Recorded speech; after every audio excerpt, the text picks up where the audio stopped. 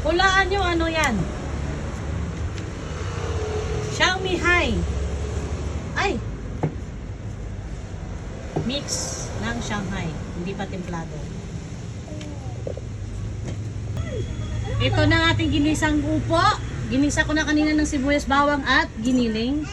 Ngayon, nilagyan ko na ng tubig at nilagay ko na rin ang sutanghon. Ayun na si sutanghon, oh.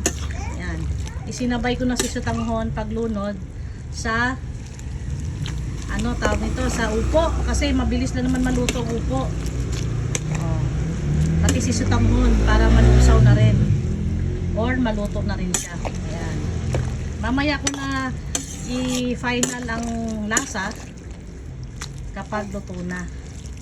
Kasi baka maalatan kasi may ano na to kanina eh. Nilagyan ko na ito ng asin at paminta pa at nor cubes. Ang tagal pa rin kumulo kahit kulong tubig na nilagay ko.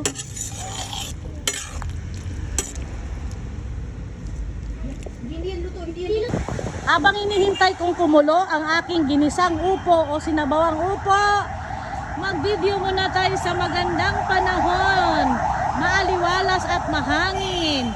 Tignan nyo kung gaano sumayaw-sayaw ang puno sa lakas ng hangin. Terik ang araw. Kaya lahat ng labahan toyo.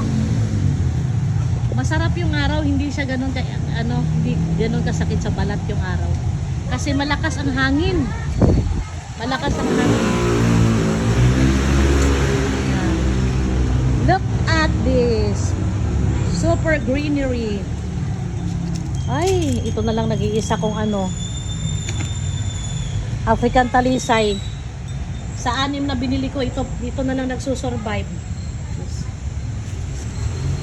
Yan, tignan nyo kung gaano kahangin, kung gaano ka lakas ng hangin sa galaw ng puno. Ito na, hinalo ko na uli kasi ang tagal kumulo sa laki ng kawali. Tsaka mahangin kasi yung apoy hindi nakakatuloy-tuloy ng hindi tuloy-tuloy yung dire-diretso ang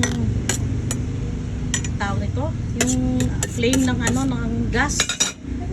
Nahahawi kaya hindi matagal uminit yung puwet ng kawali. Habang hinihintay ko na kumulo ang ating upo o ginisang upo with miswa, ay sutanghon pala. Nagsalang na rin kami ng sinaing para sabay na mamaya maluto. Kulot. Kagigising lang ni Kulot. Kuha ka ng suklay. Sabog-sabog naman yung kakulutan mo eh. Uy, isa-isa lang. Ba't dala-dalawa? Pinagsama yan sa plat. Di, pinuto lang niya. Pinuto lang niya. Oo, yun eh.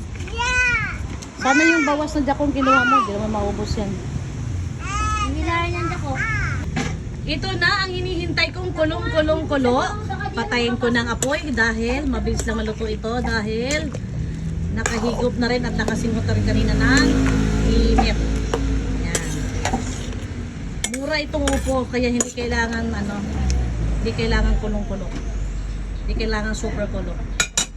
Ito na, luto na ating ginisang upo o sinabayawang upo with sotanghon.